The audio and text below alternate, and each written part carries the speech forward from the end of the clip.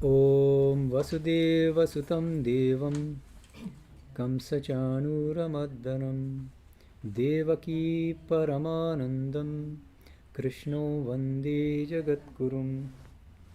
Good morning, everyone. Welcome to our class, Bhagavad Gita in the light of Shri Ramakrishna. Our next class, just for a heads up here, Sunday, March 24th. So 3 weeks from now at 9:30 a.m. as usual. After that Gita class, there will be my Sunday talk based on my book, Infinite Paths to Infinite Reality, Chapter 7 and 8. The title is Dissolving the Problem of Evil, with the DIS in parentheses, which means it's both solving the problem of evil and dissolving the problem of evil. Okay. And that Sunday talk will be followed by a book signing. So if anyone's interested, you can buy either one of my books on Vivekananda or Ramakrishna from the bookstore, and then I'll be signing after the Sunday talk on Sunday, March 24th. Okay, we have already spent 2 classes on verse 2.16 of Bhagavad Gita. This will be our last class on 2.16. It is an important verse, but we've got to move on. So that means we have a lot to cover because we've already discussed Śaṅkara. I just started talking about Ramanuja's kind of overall Vishishtadvaita philosophy last time. And so today I'm going to start by explaining Ramanuja's interpretation of 2.16 fairly quickly, and then focus pretty carefully on Shri Aurobindo's interpretation. And then in the remaining time I'll discuss Swami Tapasyanandaji's interpretation, and then I'll try to get some of your questions, which you've already written right in your study question responses. Okay, so there's a lot to cover. So let's try to be efficient here. Let's start with Ramanuja. Please turn to the handout, Ramanuja section. Remember, this is my fault that I assigned a faulty translation, Adi Devanandaji's. And as a result, many of you are like, what the heck is he saying? And this doesn't make any sense. And many of you are blaming Ramanuja for the fault of the translator, actually. So Himaja is like, this doesn't make any sense, etc., etc. So if you look at the other translation, which I gave you a week later, I think that these issues become clearer and exactly what he's saying and how he's interpreting this verse. I'm just going to summarize it based on the better, more accurate translation. Ramanuja takes asat to mean the physical body. Okay. Now, one or several of you suggested, why just the physical body? I don't remember who it was that said that. Why not generalize it to all names and forms or something like that? That's an interesting objection. I think it has to do with the context, because Ramanuja is saying the whole context is that Krishna is trying to persuade Arjuna to fight in this war by telling him, hey, you're only killing the body, and if you die, it's just the physical body. It's not the soul never dies. So in that context, it's the body that's most relevant. In any case, that's one query that can be raised. Why is Ramanuja interpreting asat as just the physical body and not chairs and tables, for instance? And Ramanuja takes sat to mean the eternal individual soul, the Jivatman. Because remember, in his philosophy, your Jivatma is separate from your Jivatma, that's separate from my Jivatma. We all have different individual souls, but all of them are nonetheless eternal and imperishable. Okay. And so what is Ramanuja saying? He's saying that this physical body is impermanent.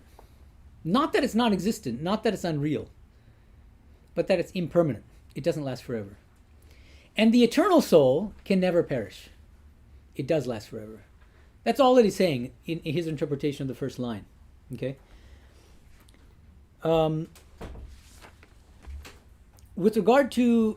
how do we know this? Look at this at page 3 of the handout at the top. This is a direct quotation. He says, being asat means having a perishable, impermanent nature, while being sat means having an imperishable, eternal nature. And this is a good translation of the Sanskrit. Vinasha swabhavo hi asatvam, avinasha swabhavascha satvam. Does this remind us of something? It should remind us of Sri Ramakrishna's understanding of sat and asat. When he says God alone is sat and everything else is asat, he immediately translates asat there as impermanent, anitya, rather than as non-existent or unreal. Okay? And so this is a nice summary. Ramanuja says 2.16 is, quote, meant to dispel Arjuna's delusion that the self is the physical body by teaching how to discriminate between the perishable body and the eternal, imperishable soul. So I hope that's clear. But the only other thing I wanted to point to is the second line. The second line of the verse, Ubhayorapi drishtontas tvanayos tattvadashvihi. Śaṅkara, remember, if you remember, interprets this to mean that the wise person is able to discern between the sat and asat and understand their respective natures. Rāmānuja, this is one of those few places where he fully agrees with Śaṅkara, not on the meaning of sat and asat, but on that second line. He says, wise people understand the difference between sat and asat. For Rāmānuja, that means wise people understand the difference between the perishable physical body on the one hand and the eternal individual soul on the other, which never dies. That's all. So he agrees with Śaṅkara. No, this is going back to page 2 of the handout. The term antaha, Chinmay also asked about this. What does anta mean? Anta can mean different things depending on context, and even the context may allow for different interpretations. Both Śaṅkara and Rāmānuja interpret antaha here to mean nirnayaha in Sanskrit, which means ascertainment, understanding, something like that.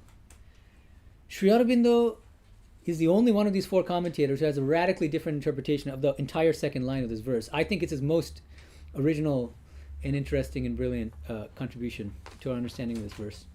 We'll get to that in a second. But Rāmānuja is in agreement with Śaṅkara that what this second line means is wise people understand the difference between sat and asat and understand their respective natures. Okay? That's it. Now we get to Shri Aurobindo. Let's focus on Shri Aurobindo because it's our main textbook, and because remember that the overarching aim of this class is to reinterpret the Gita in the light of Sri Ramakrishna, and I think this verse is a good example of this. Let me read out to you very brief, Shri Aurobindo's very brief interpretation of this verse. He says, so this is now page 3 of the handout. There is no such thing as death, for it is the body that dies, and the body is not the man. That which really is cannot go out of existence, though it may change the forms through which it appears. Just as that which is non-existent cannot come into being. The soul is and cannot cease to be. This opposition of is and is not, this balance of being and becoming, which is the mind's view of existence, finds its end, underlined end here, in the realization of the soul as the one imperishable self by whom all this universe has been extended. There's a lot here, and I think it's easy to miss some of the nuances of what he's saying here and the philosophical subtleties. With regard to the first line, I think that he is more or less just in agreement with the basic thrust of Ramanuja's reading. So he says that the physical body dies, but the eternal soul never dies, right? That which really is, the eternal soul, cannot go out of existence. Though it may change the forms through which it appears. What does he mean by these forms? Reincarnation? Yeah, the physical body. It takes up different physical bodies in different incarnations. That's what he means. Just as, this is how he's explaining nabhavo vidyate sataha, just as that which is non-existent cannot come into being. Here he's differing from Ramanuja. Because Ramanuja takes asat to mean the physical body, remember? Shri Aurobindo is saying, nabhavo vidyate sataha means that which is non-existent cannot come into being.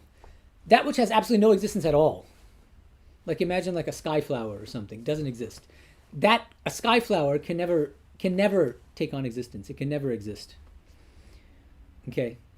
But the basic idea is the same. He's still, based on the context, Shri Aurobindo, like Ramanuja, is saying that Krishna has explained to Arjuna, hey, don't worry so much about these physical bodies, your own or other people's, because they're all destined to perish at some point. But your eternal individual soul and the eternal individual souls in those physical bodies you're seeing arrayed in front of you never perish.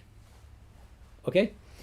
As I said, I think that his most brilliant interpretation is of the second line. Ubhayor api drishtontas tvanayos tattvadashvihi. I say brilliant, that doesn't mean you should accept it or that it's not controversial. It's highly controversial. But I think it's ingenious. And this is a good example of him interpreting the Gita in the light of Sri Ramakrishna without naming Sri Ramakrishna or any of Sri Ramakrishna's teachings. His reading occurs in this last sentence. It's a long sentence. This opposition of is and is not. So that's this ubhayoho api. this balance of being and becoming, so Sat and Asat, this opposition of Sat and Asat, which is the mind's view of existence. Notice this. Very few of you caught the importance of this. I think Ellis is one of the few. Of this mind's view of existence. Finds its end. Why did I tell you to underline it? Because this is his rendering of the Sanskrit term antaha. Whereas Rāmānuja and Śaṅkara both interpret antaha to mean understanding or ascertainment, understanding the difference between Sat and Asat. He's saying the wise person is the one who recognizes that the opposition of being and becoming, the opposition of is and is not, finds its end. The opposition ends for the wise person. Who is this wise person? I would suggest that he is implicitly taking the wise person here to be Shri Ramakrishna's Vijnani, none other than the Vijnani. And only two of you, as far as I'm aware, caught this Ellis is moving in that direction, but it's Padma from San Diego. I'm going to read to you Padma's understanding here. She says, my 2 cents. I think Shri Aurobindo seems to want to reconcile the two states of being and becoming. The eternal self is being, while the ephemeral body is becoming. Then she says, but the body is also just an extension of the infinite self. Oh, sorry, I didn't finish the sentence, so let me finish it. This opposition of is and is not, this balance of being and becoming, which is the mind's view of existence, finds its end in the realization of the soul as the one imperishable self by whom all this universe has been extended. What's he doing? He's linking verse 2.16 with the next verse, with the first line of the next verse. Ellis caught that as well. Let me read you the first line of the next verse, 2.17. Avinashi tu tad vidhi yena sarvam idam tatam. Know that reality by which everything is pervaded to be indestructible. So he's linking by which everything is extended. What does that mean? Which means that same self that 2.16 is talking about as eternal and imperishable is all-pervasive. It manifests as everything in this world. You see the connections with Sri Ramakrishna's Vijnani, who sees that Brahman has become the 24 cosmic principles. Do you see what I mean? This is how Sri Aurobindo is interpreting the second line. And somebody like Himaja got confused and several others about what is he saying about the mind here, which is the mind's view of existence. Many of you took it to be a kind of a positive thing. Ellis recognized that this is actually a lower state of understanding. How do we understand this? It's helpful to understand something about Sri Aurobindo's philosophy here.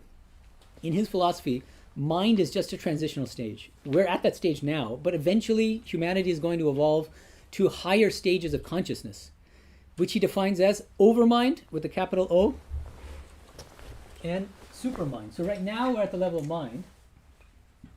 Eventually we're going to evolve to overmind and ultimately supermind. Now, what Sri Aurobindo says in many places, and especially in his own philosophical magnum opus called The Life Divine, is that, this finite mind cannot help but think in terms of oppositions, dichotomies. You see? If X, then not X is not possible. If God is personal, then God cannot be impersonal. If God is with form, then God cannot be without form. If God is Christ, then God cannot be Allah. This finite mind, it's just the nature of the finite mind. What does this remind us of in Sri Ramakrishna's teachings? Anyone? No? Anyone knows the gospel well?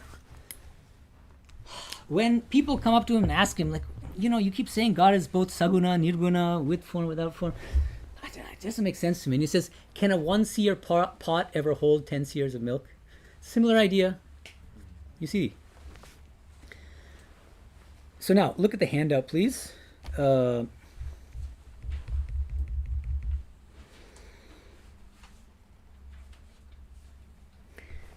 help us understand what he's saying in his interpretation of the second line of 2.16, I'm skipping way ahead to page 448 of Essays on the Gita, his commentary much later in the Gita. See, the context is, he is claiming throughout that the Gita teaches Advaita. He believes that the Gita teaches Advaita philosophy, except this is a different Advaita philosophy from Śaṅkara's. How is it different? Well, how is it similar? Advaita in the sense that there's only one reality, and it's the divine. And the difference is, whereas Śaṅkara says Brahma Satyam Jagat Mithya, non-dual pure consciousness alone exists, everything else, this world, it's an illusion, ultimately non-existent. Shri Aurobindo says that's not the Advaita of the Gita. The real Advaita of the Gita is as follows, and then he explains it. So let's read the quotation.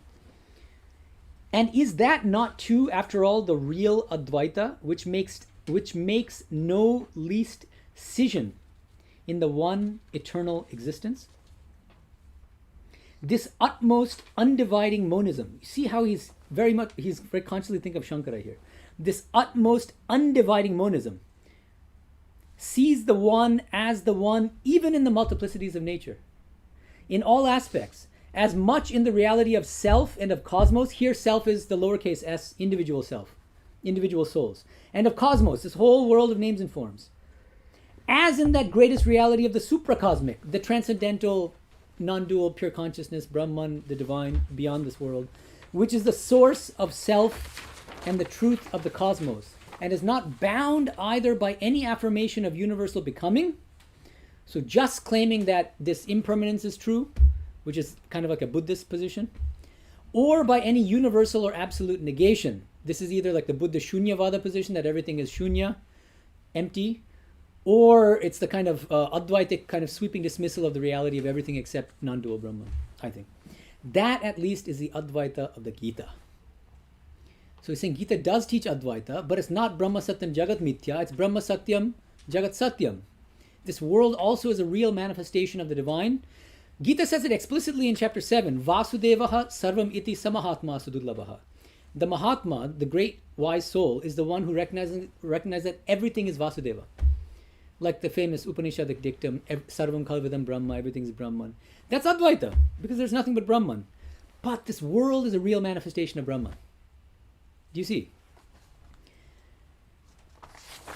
And now, with regard to this mind's view of existence, which tripped up many of you. Oh, sorry. Let me go back to Padma, because I want to give her the credit to have caught. She's one of two people. Padma and Chinmoy are the two who recognize the connection with Vijnani here. So, Padma says, this appears to be similar to the Shariri doctrine of Ramanuja. She's referring to this, that the world is a body of God. Or the Vijnana Vedanta of Shri Ramakrishna. And when one realizes that, then the being and becoming, the is and is not, are all reconciled, as everything is an extension of the imperishable self. Then Padma says, this also, just to show that she really knows her Shri Aurobindo, she says, this also parallels his commentary on the Isha Upanishad, where he reconciles a bunch of opposites. So, because she knows some of Shri Aurobindo's other work, it helped her to catch this. Chinmoy also recognized that Vijnana connection. So I think that's absolutely crucial. You can decide to agree or disagree with it, but I think it's a really, really ingenious reading of the second verse. Because notice, Anta, just like the word Vedanta, Veda plus Anta. Anta can mean end. It can also mean culmination. It can also mean discernment. So Śaṅkara and Rāmānuja take Anta in this context to mean understanding or discernment. Shri Aurobindo says, and it's perfectly valid in Sanskrit, to take it to mean end. But end of what? And it's a very, very interesting way that he's interpreting Ubhayorapi, this opposition between Sat and Asat. Brahma Satyam Jagat Mithya. That's the classic example of this mental dichotomy between real and unreal, which the Vijnani rejects. The truly wise person rejects. Because he sees what? 2.17, first line. That same divine has become everything in this world.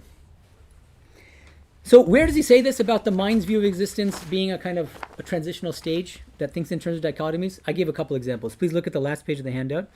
This is from the Life Divine. He talks about, quote, the mind's habit of oppositions, of thinking by distinctions and pairs of contraries.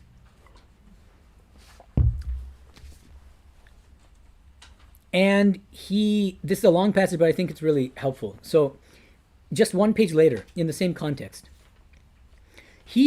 what he's saying is there's no doubt that Śaṅkara was a realized soul, that his followers also, the great saints in the tradition, are also realized souls. They realized their true nature as non-dual pure consciousness. The problem is when they came back from that state and they began to intellectualize what they understood through their realization, then the finite mind comes in again. and the philosophical dichotomizing comes in again. And then what happens? You falsify the truth of the experience. And now, in that context, he says the following. This is classic Aurobindonian English, so don't get frightened. Let's read it carefully. It looks as if, by attempting to arrive at an explanation by means of intellectual reasoning, we have only befogged ourselves by the delusion of our own uncompromising logic. We have imposed on the absolute the imposition which our too presumptuous reasoning has practiced on our own intelligence. We have transformed our mental difficulty, notice mental difficulty, level of mind, in understanding the world manifestation into an original impossibility for the absolute to manifest itself in world at all. We're shifting our own mental limitations into the absolute and saying, because I can't understand how God could possibly manifest as this world, therefore God could not possibly have manifested in this world. And Shri Ramakrishna will say, foolish. How can a 1 seer pot fit 10 seers of milk? You see. Let's continue. But the absolute obviously finds no difficulty in world manifestation. The difficulty exists only for our mental limitations. Again, mental limitations, you see, which prevent us from grasping the supramental rationality. Supramental is just the adjective form of supermind. Keep that in mind. So it's a technical term in Shri Aurobindo's language. What is the Sanskrit term that he's translating as supermind? Any guesses? Come on, guys. After all this, thank you, Bindu. Says the obvious. Vijnana. What is the scriptural source? This is kind of interesting.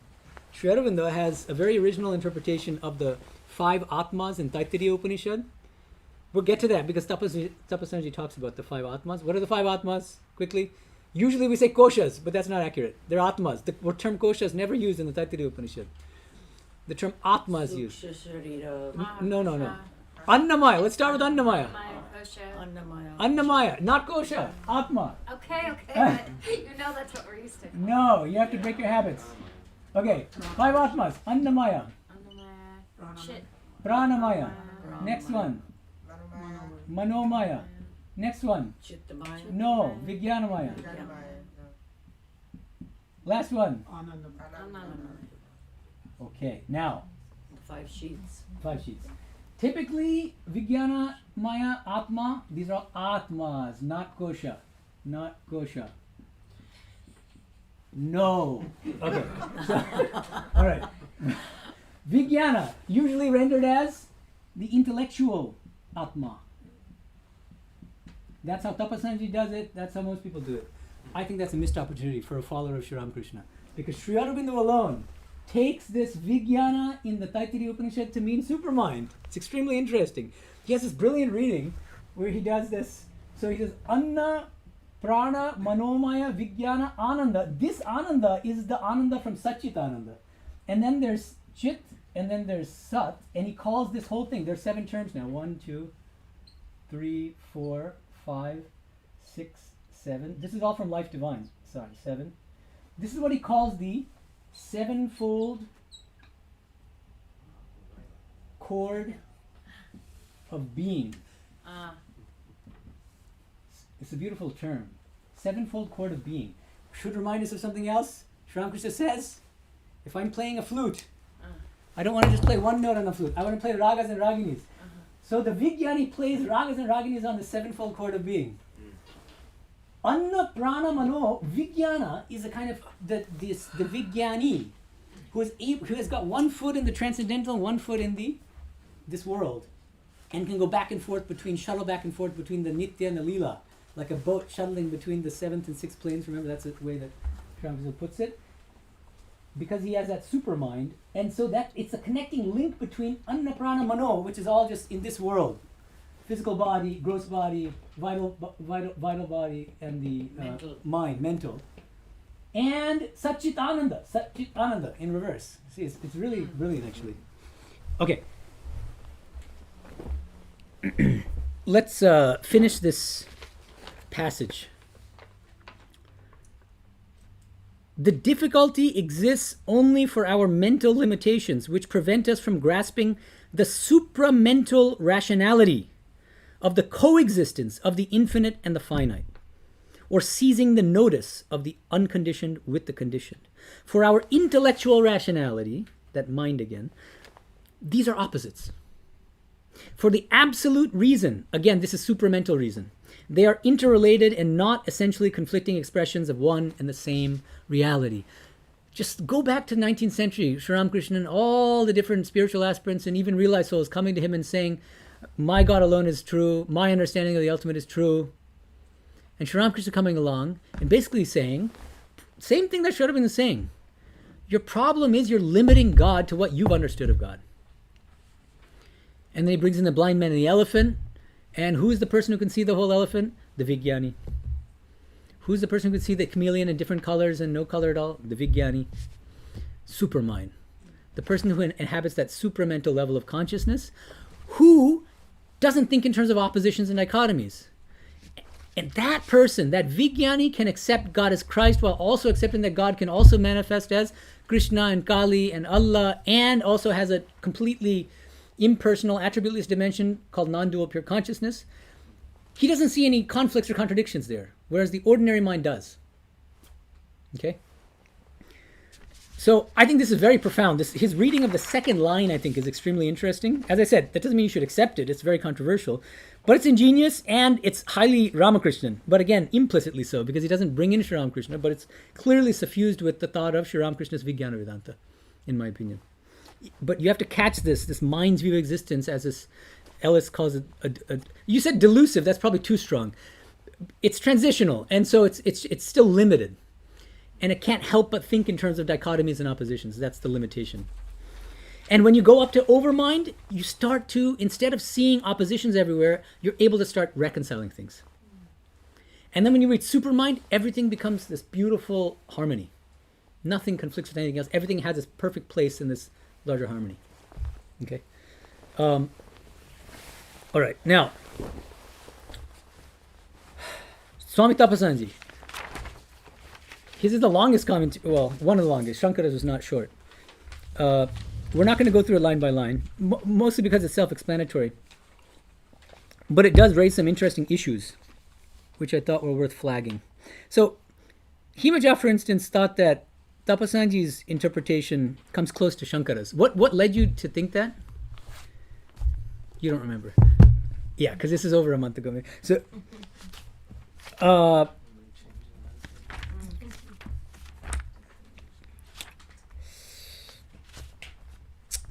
yeah, so the thing is, I think that there's evidence that he's actually disagreeing with Śaṅkara at certain points. Like, let's look at the beginning. This is page 72 of the book, footnote 2. He says, in just a couple lines into the footnote, he says,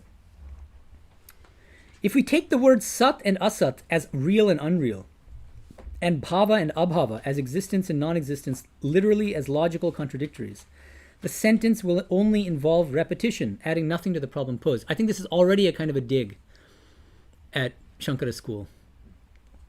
He says it's kind of tautologous to say that the unreal never exists, it never has any existence, and the real never ceases to exist, because that's built into the definition of real and unreal.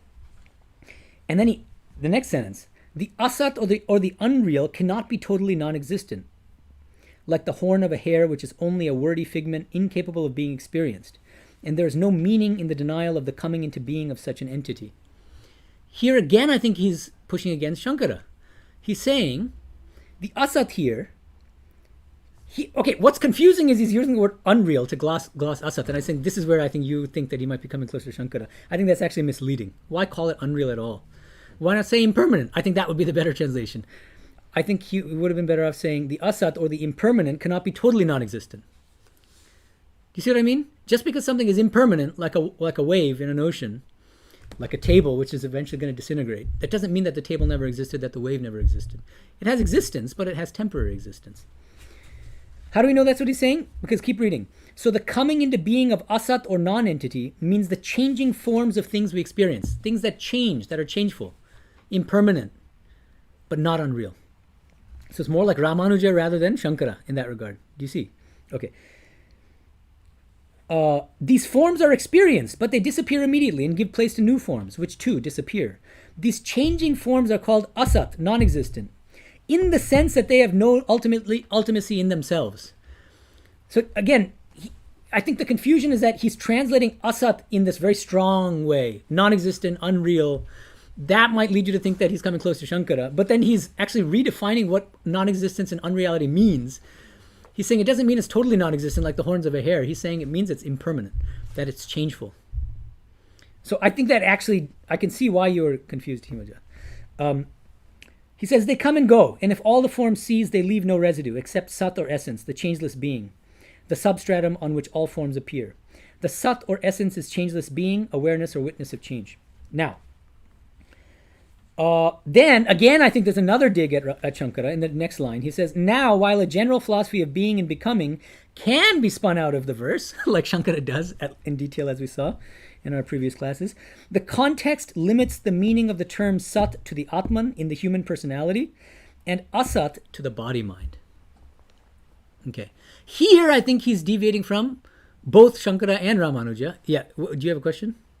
Isn't that similar to what Śaṅkara said though? What? What he talked about the body, mind, and the Brahman, like the soul. Yeah, except what is he saying about them?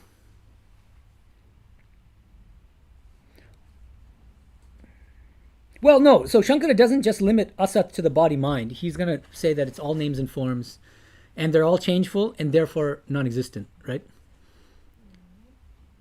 Isn't that similar to what Tapasyanandaji is saying? No, I thought we just established that what he means by asat is temporary, impermanent, but not non-existent. You're not convinced? Okay. Wow, that was a snarky okay right there. Okay. No, that's okay. No problem. I'm taking it. I'm an adult. Okay. So, okay. Sort of. Yeah. Okay. So, yeah, where Tapasviji I think is original and interesting is in including under asat both body and mind. And then he later goes on to explain what the mind side of that means. It's the sukshma sharira, the subtle body. Now we have to know something about, and a lot of you got a little confused about what he's saying about the subtle body. Anthony got a little squeamish about the term catastrophe, and he's like, whoa, catastrophe? What? Why is it such a catastrophe for the physical body to perish?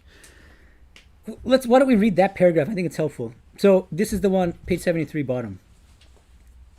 Tapasviji says, on the subject of the asat, or the body, one has to keep in mind the distinction between the sukshma sharira, subtle body, and the sthula sharira, the gross body. The gross body is the one that changes from birth to birth. So it is compared to changing of dress. That comes a bit later. There's a famous verse about vasamsi jinnani yatha vihaya, like we cast off a pair of clothes and put on a new one. The analogy, used later in the Gita, is used to show the absolute discontinuity, the catastrophic break that marks physical death. So it's important here, I think, not to overread the term catastrophic here. We should remove the kind of emotional connotations from it. All he means is what he means. He's actually, fortunately for us, explaining what he means, the absolute discontinuity. It means what? It means there's no continuity between Bala's physical body in this birth and the body's going to take on in the next birth, you know? Not just Bala's, anyone's. Yeah. So, yeah. Sorry, man. There'll be nothing similar. You see, every cell will be different. In that sense, absolute discontinuity.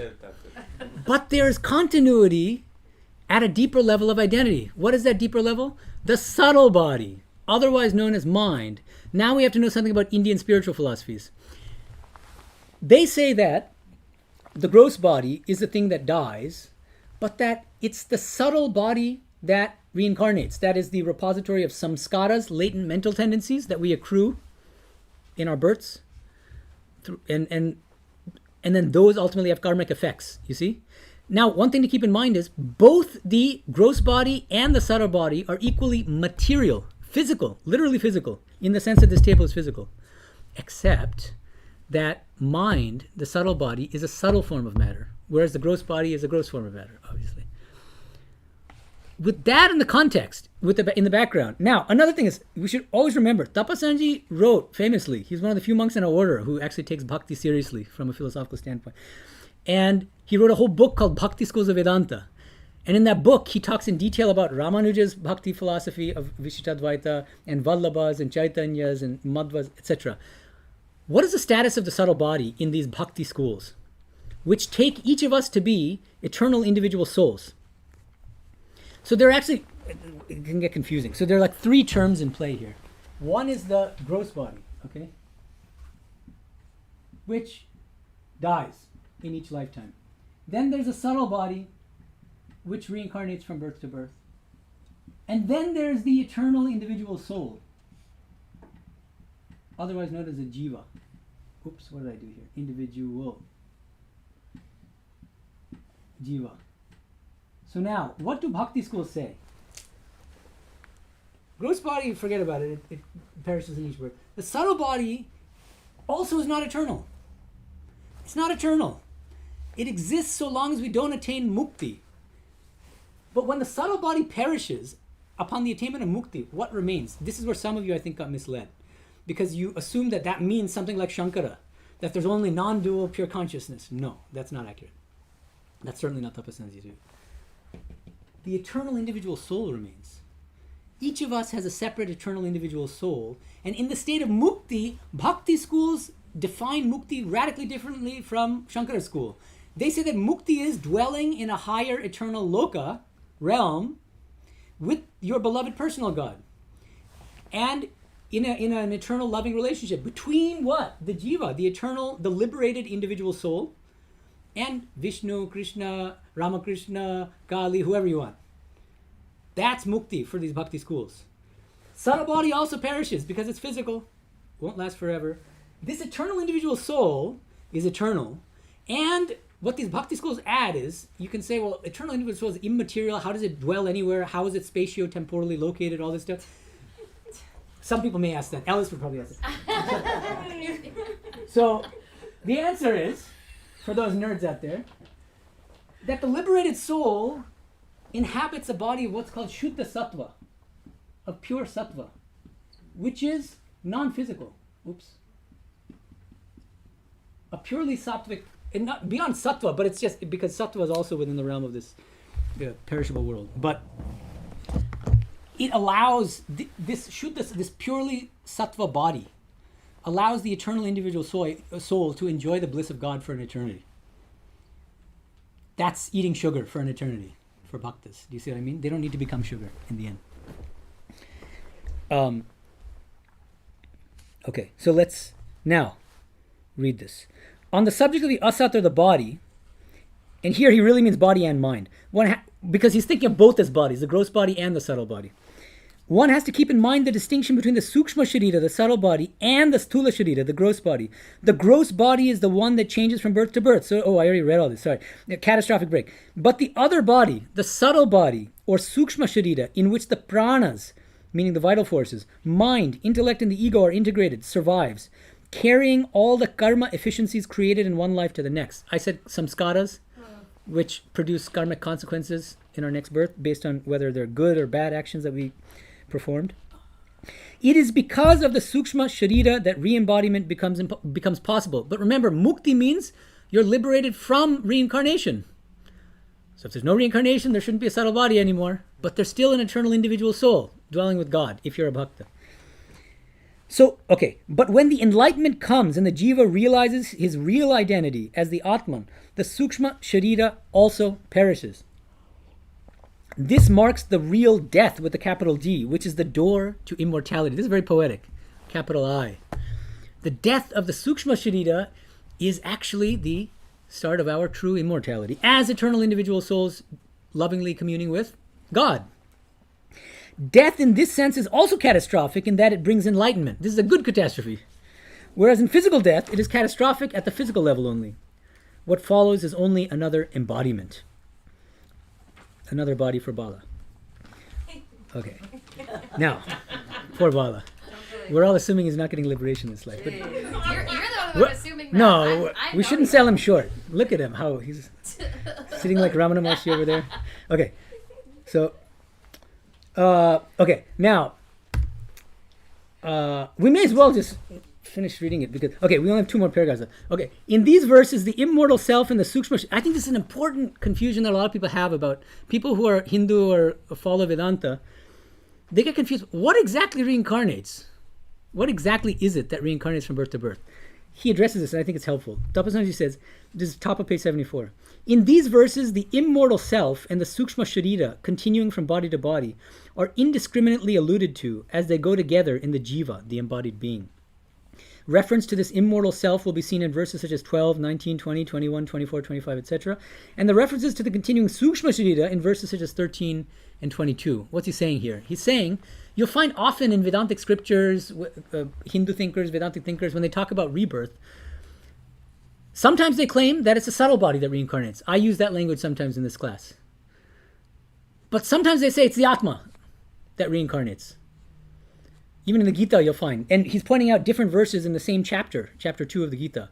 Sometimes referring to the subtle body as reincarnating, other verses referring to the soul, the Atma, as reincarnating. And he says, how can they both? Is that a contradiction? No, it's not a contradiction. Because technically speaking, according to Vedanta, the reincarnating entity is the eternal conscious soul associated with the subtle body. This is very important, so I'm going to write it down. Yeah. So is the subtle body hitched to the jiva? Yes. Until it can get rid of it through moksha. Other way around. The jiva is hitched to the subtle body until it can say good riddance to it. Yeah. Eternal jiva. Oh no, we're dying here. Okay. See, catastrophic death. Oh. Eternal jiva associated with subtle body. I love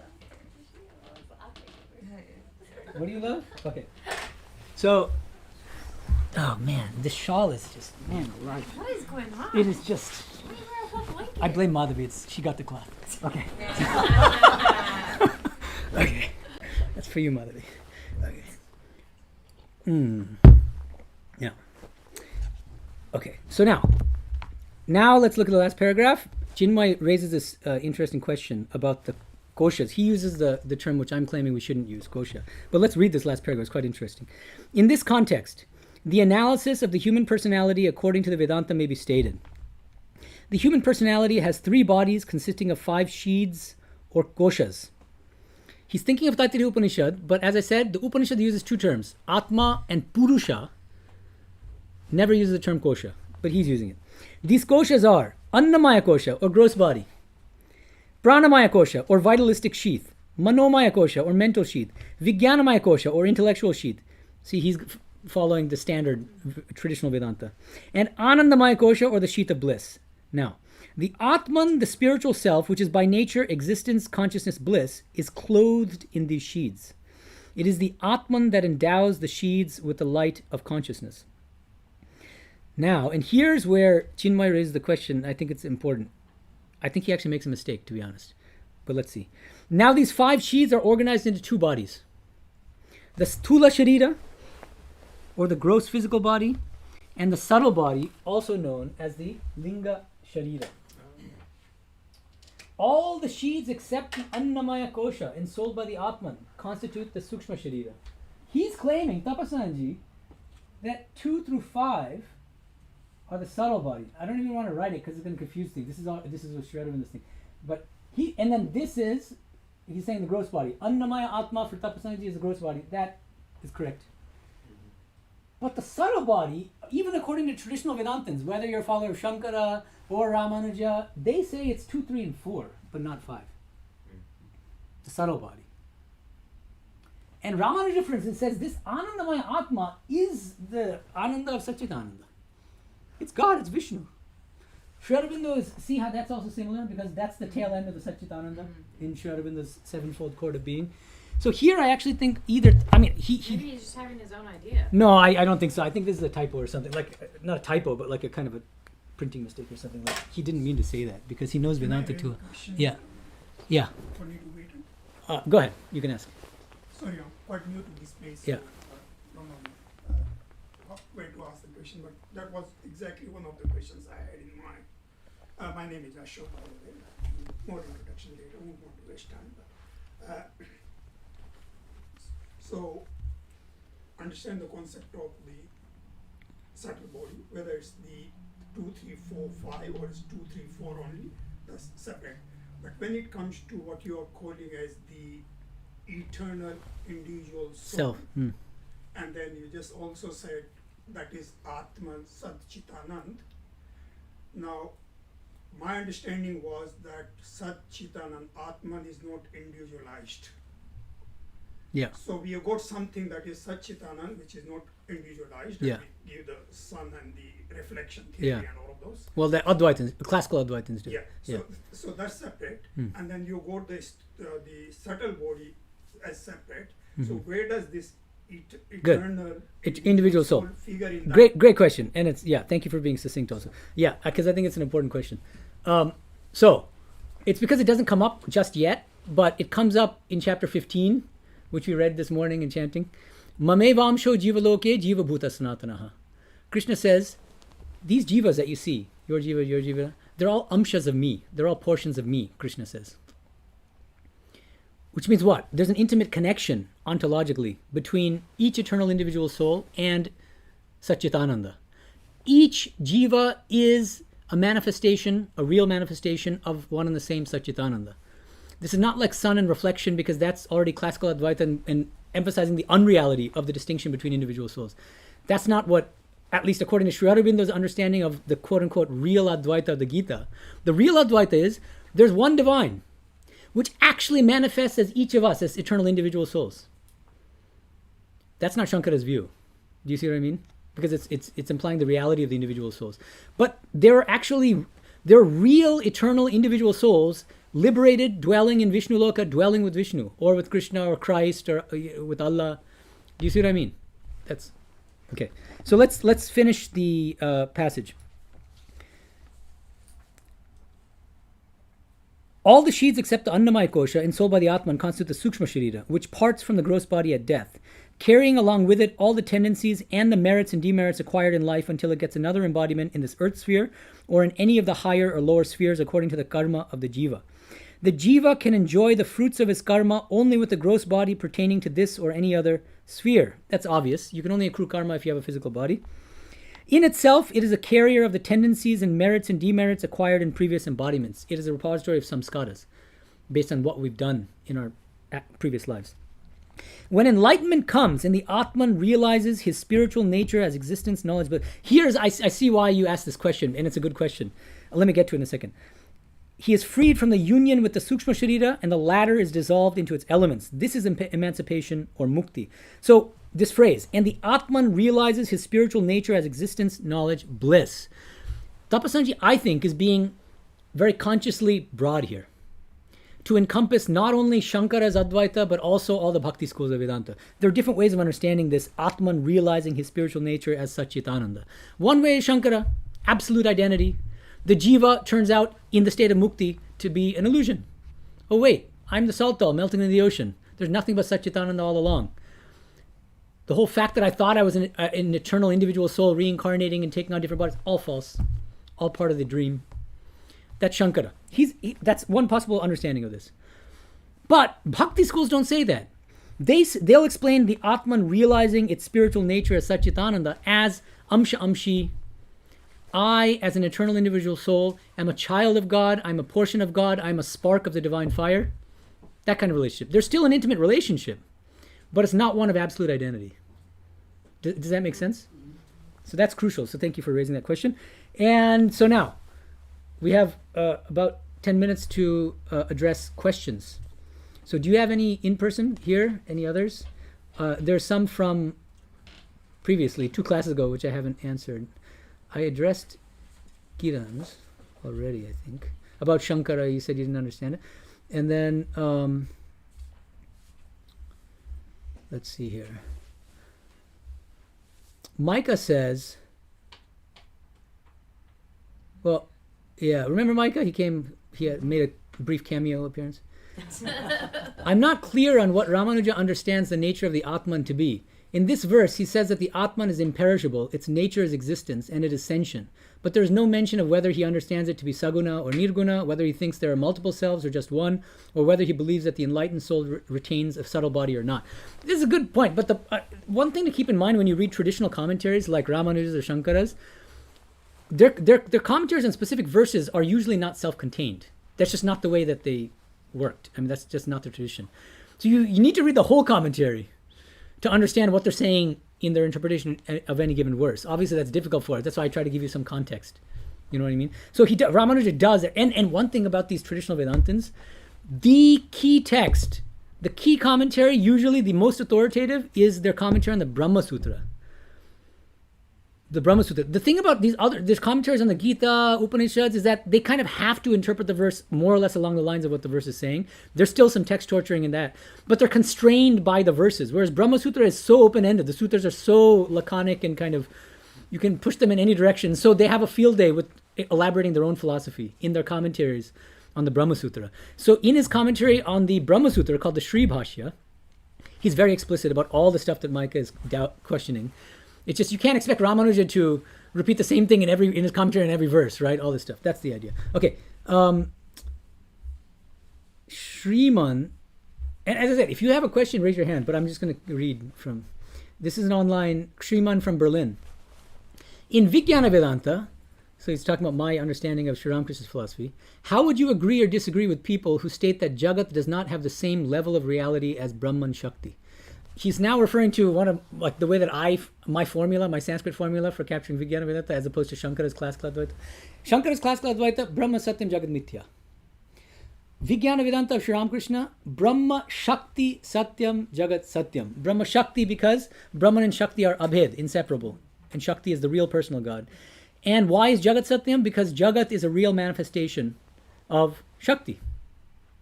Okay, so it's in that context.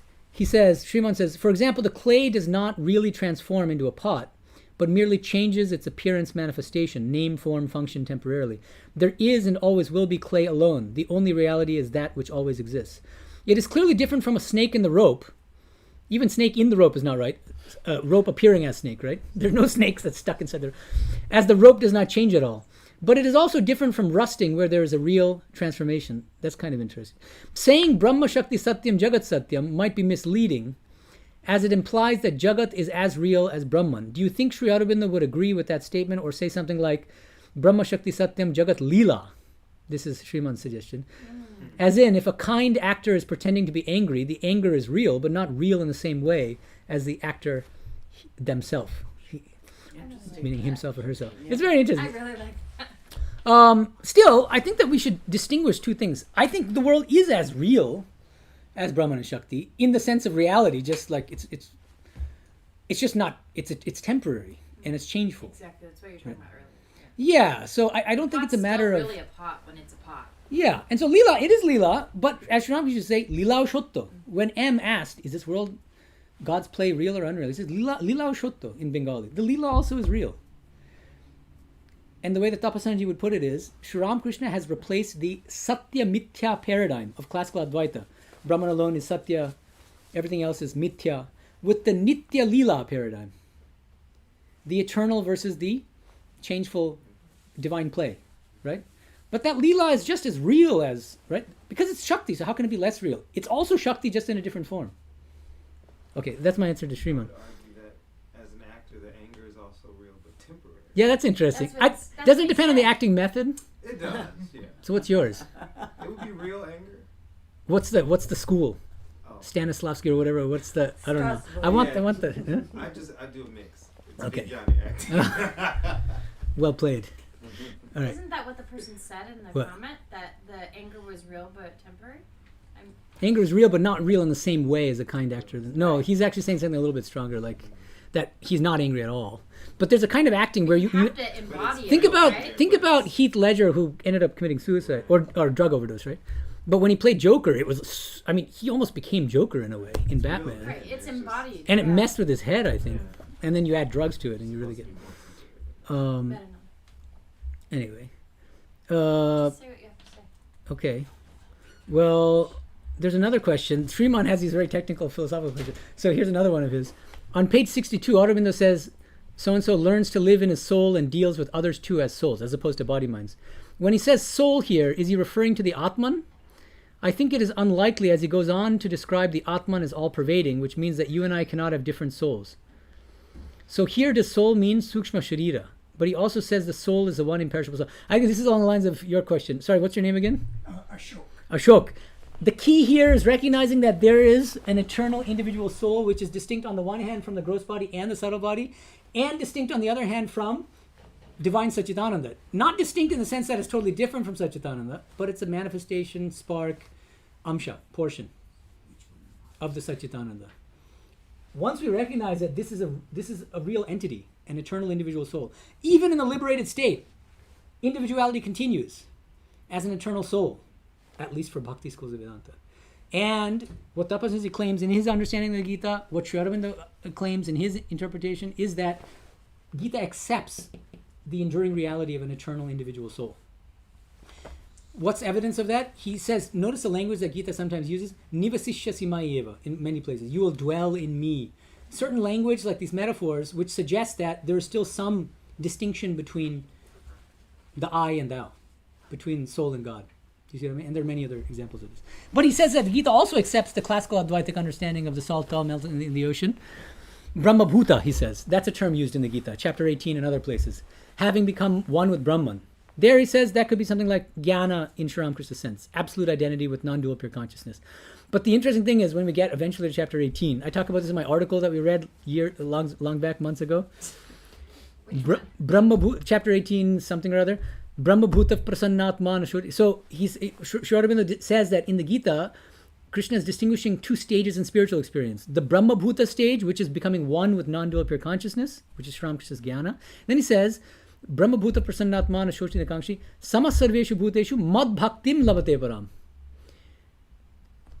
Then you attain supreme bhakti toward me, Krishna says. After becoming one with Brahman, you're like, how is that possible? When you're one with Brahman, where does bhakti come in? You need to be able to eat sugar to enjoy bhakti.